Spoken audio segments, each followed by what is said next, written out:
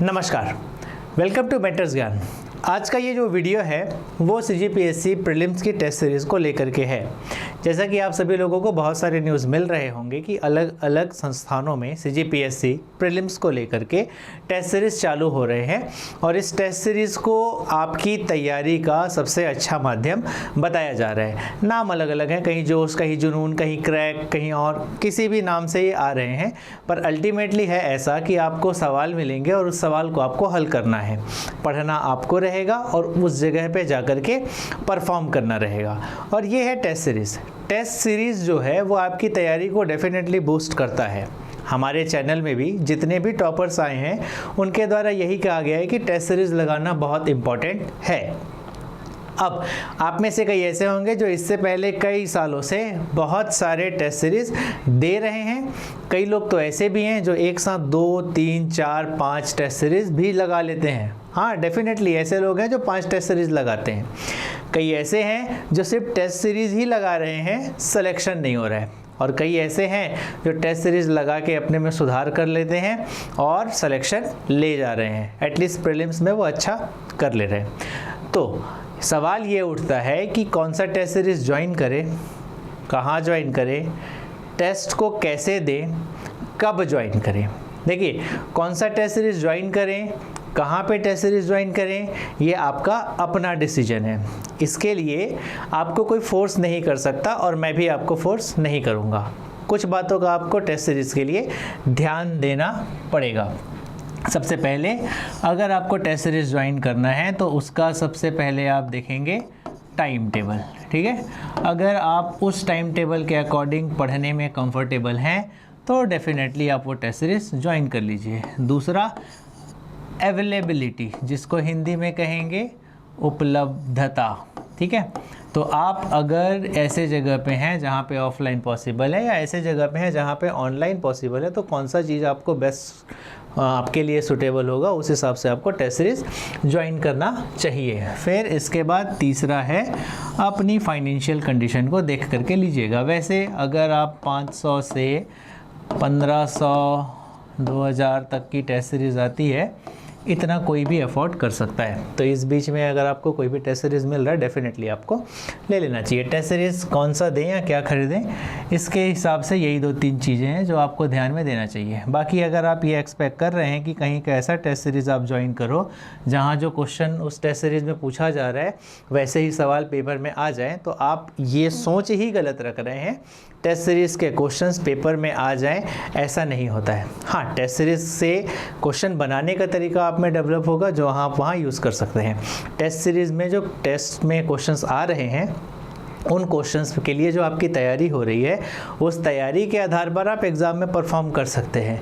पर अगर ये सोच रहे हैं कि सेम टू सेम वैसा ही क्वेश्चन आपके एग्ज़ाम में आ जाएगा, तो ये अगर हो भी जाता है तो इसको केवल संयोग कहेंगे।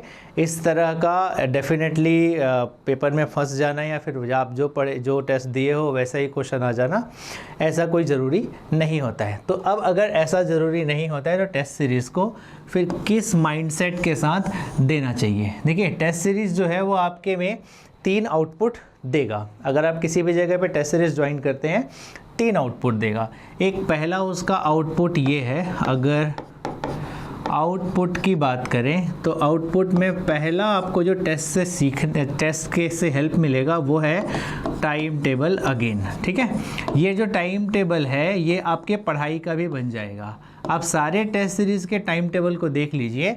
अभी अक्टूबर के महीने में किसी भी टाइम से स्टार्ट होकर के वो जनवरी तक आपकी तैयारी के लिए अलग अलग सब्जेक्ट्स उनका टाइम टेबल में होगा। आप भी ये ट्राई कर सकते हैं कि उस टाइम टेबल के अकॉर्डिंग अपने सब्जेक्ट्स को कंप्लीट करिए। तो टेस्ट सीरीज़ की हेल्प लेकर के एक बार आपका सिलेबस कंप्लीट हो सकता है। आप कंप्लीट टाइम टेबल को अगर फॉलो करते हैं किसी भी टेस्ट सीरीज़ का, तो सिलेबस भी आपका उस समय तक कंप्लीट हो जाएगा अगर आप रेगुलर फॉलो करते हैं। तो ये पहला आपको आउटपुट मिलेगा। दूसरा ये होगा कि आप MCQ बनाएंगे जाने अनजाने में भी। देखिए, अगर आप घर में तैयारी कर रहे हैं या फिर टेस्ट नहीं दे रहे हैं और खुद से तैयारी कर रहे हैं, तो ये हो सकता है कि आप MCQ बनाने में कोताही बरतें या फिर आलस, है ना। ये मैक्सिमम स्टूडेंट्स का होता है और लोगों को ये लगता है कि सवाल मेरे से बन ही नहीं रहा है तो थोड़ा और पढ़ लेता हूँ, फिर सवाल बन नहीं रहा तो थोड़ा और पढ़ लेता हूँ, फिर सवाल बन नहीं रहा तो थोड़ा और पढ़ लेता हूँ। और आप कम से कम 100 सवाल जो आपको बनाने चाहिए वो आप ट्राई ही नहीं कर पाते हो एक टाइम पे। अगर 100 सवाल आप बना ले रहे हो तब ठीक है, ये आपकी एक प्रैक्टिस है और टेस्ट सीरीज़ आपको रियल टाइम प्रैक्टिस में मदद करेगा उन स्टूडेंट्स के लिए जो घर में 100 सवाल बना ले रहे हैं किसी टॉपिक को पढ़ने के बाद। लेकिन ऐसे स्टूडेंट जो वो सवाल बना ही नहीं पा रहे हैं, एक दो के बाद वो डिमोटिवेट हो जा रहा है, बन नहीं रहा है, ऐसे स्टूडेंट को अगर टेस्ट पेपर में का एक टेस्ट अगर दे भी दिया जाए कि 100 सवाल हैं तो उनको बने या ना बने बनाने के बाद ही उठेगा। तो 100 क्वेश्चन का अगर आपको किसी टेस्ट वाले दिन प्रैक्टिस हो ही जा रहा है तो अच्छी बात है कि आपने टेस्ट सीरीज़ दिया और आप जो घर में MCQ नहीं बना सकते थे वो आप यहाँ पे बना रहे हैं। तीसरा आउटपुट मिस्टेक्स, ठीक है।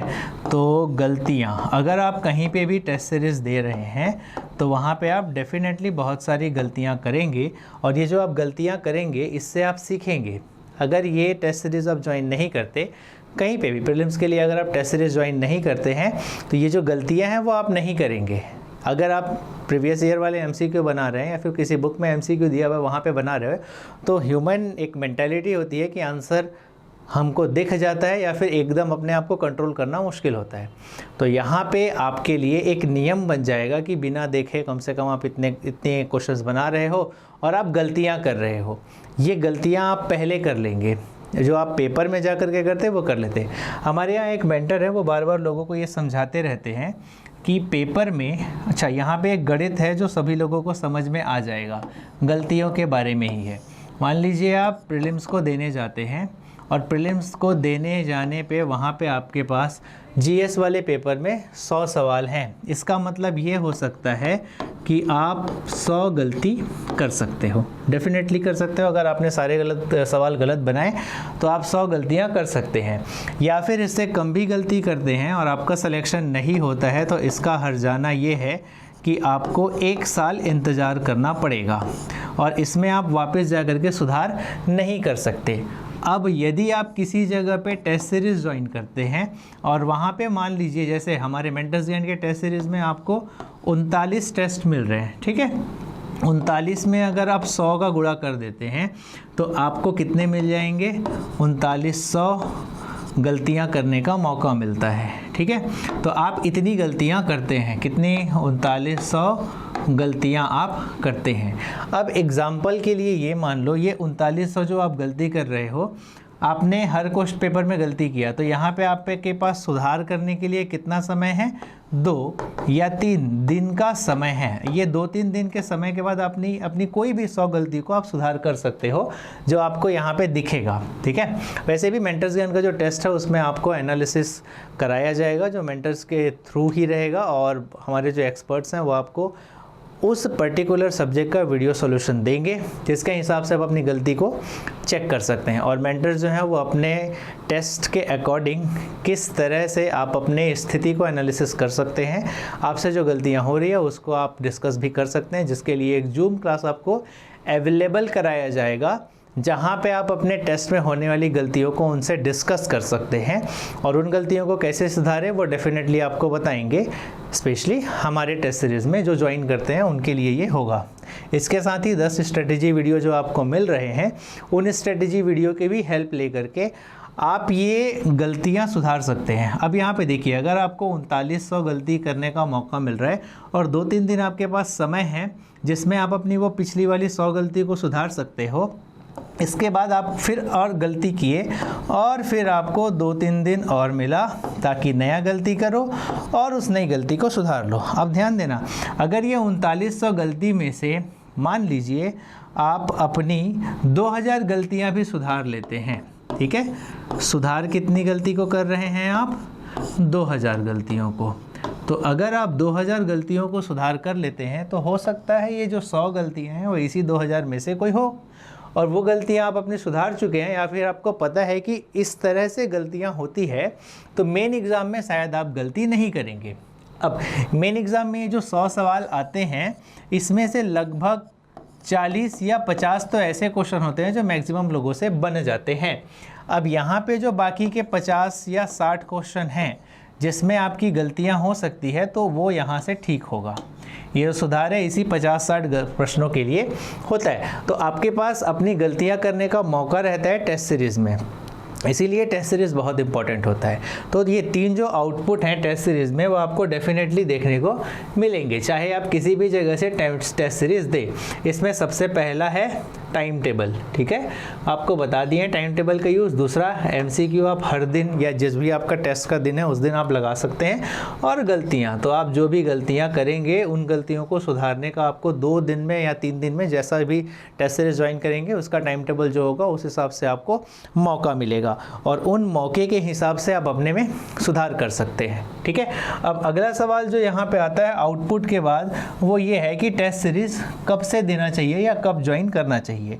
देखिए, ये मेरा अपना कोई ओपिनियन नहीं है, पर हमारे यहाँ जो टॉपर आते हैं उनका ये सुझाव है कि टेस्ट सीरीज़ हमको जब टेस्ट सीरीज़ चालू होता है तभी से देना चाहिए और उसके साथ में चलना चाहिए। यानी आप कोई भी टेस्ट सीरीज़ ज्वाइन किया और उसके पहले दिन से आप टेस्ट देना चालू कर दो। मान लो आपकी तैयारी नहीं है, आप उस सब्जेक्ट को बहुत कम पढ़ पाए हो, फिर भी टेस्ट दे दो, इसलिए नहीं कि आपका कॉन्फिडेंस ख़राब होगा। अगर आप उसमें से 3 टॉपिक ही पढ़े हो, कितने टॉपिक पढ़ पाए हो?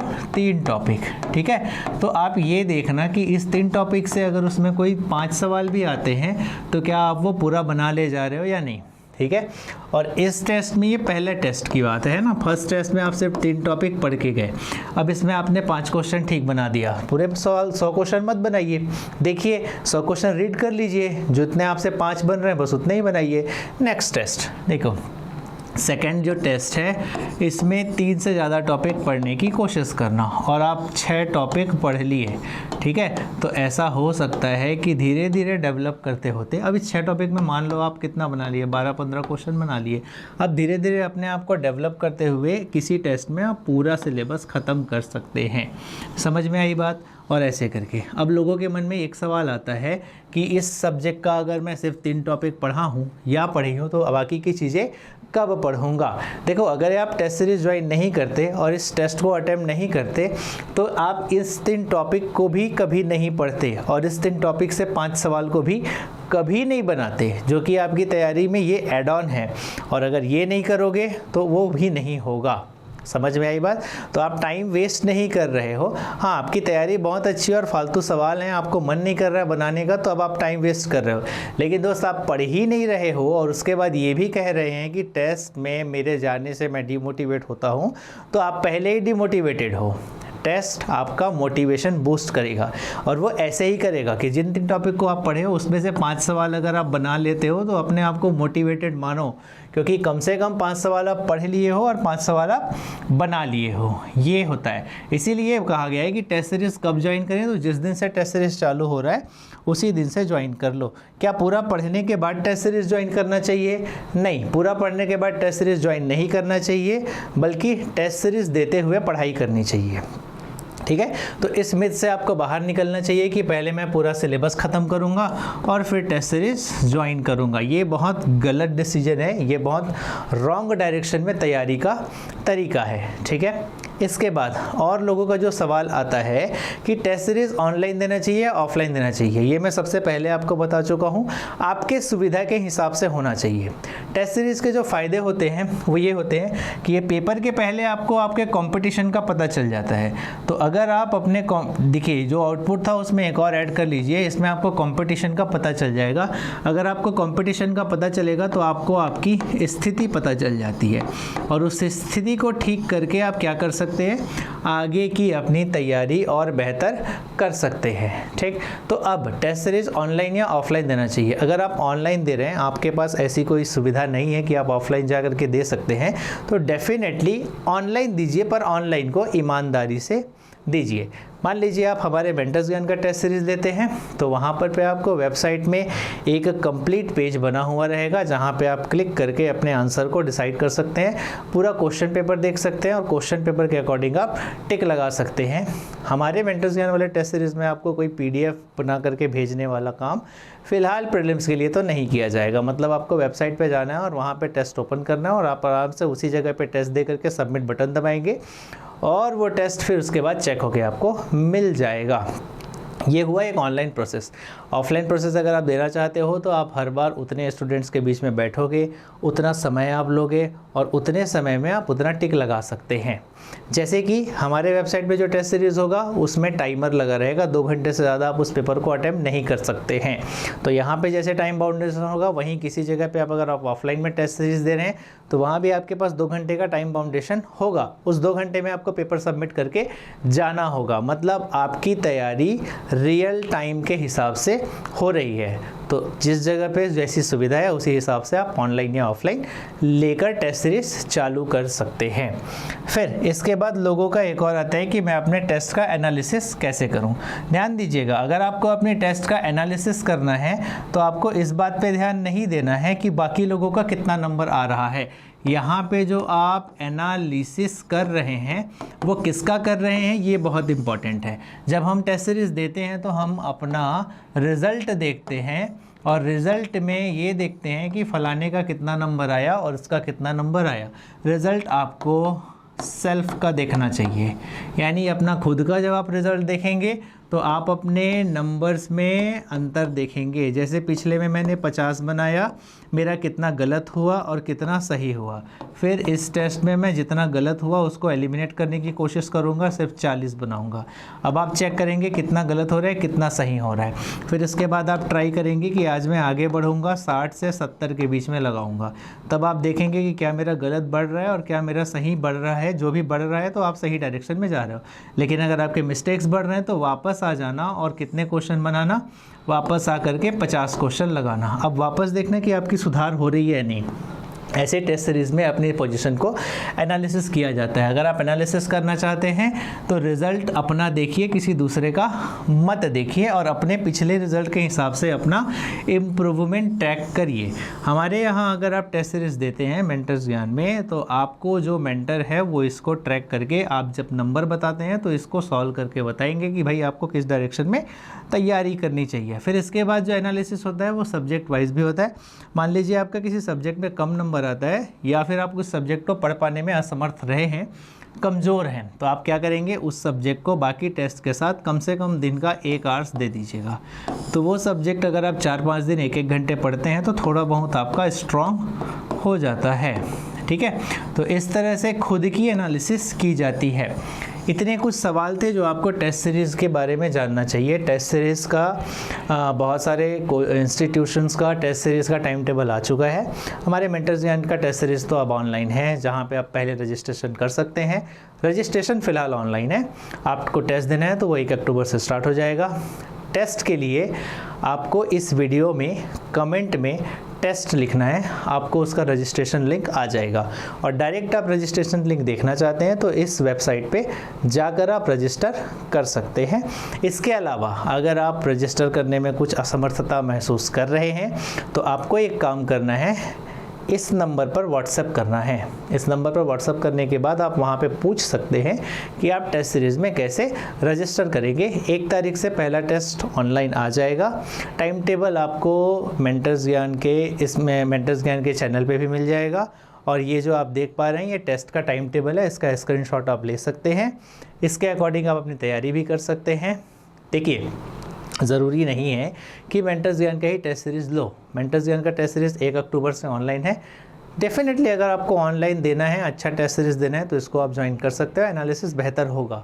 पर आपके लिए अच्छी बात यह है कि आप टेस्ट सीरीज़ ज्वाइन करो, किसी भी जगह का करो, उस टेस्ट सीरीज़ को ज्वाइन करके पढ़ाई स्टार्ट करो और इस तरह से जो आपको समझाया गया है अपनी स्थिति का एनालिसिस करो। सिर्फ आपसे ये निवेदन है, ठीक है। और आपके जो भी डाउट्स आएंगे उसके लिए स्ट्रेटेजी वीडियोस आती रहेंगी। इस वीडियो को देखने के लिए आपका बहुत बहुत शुक्रिया।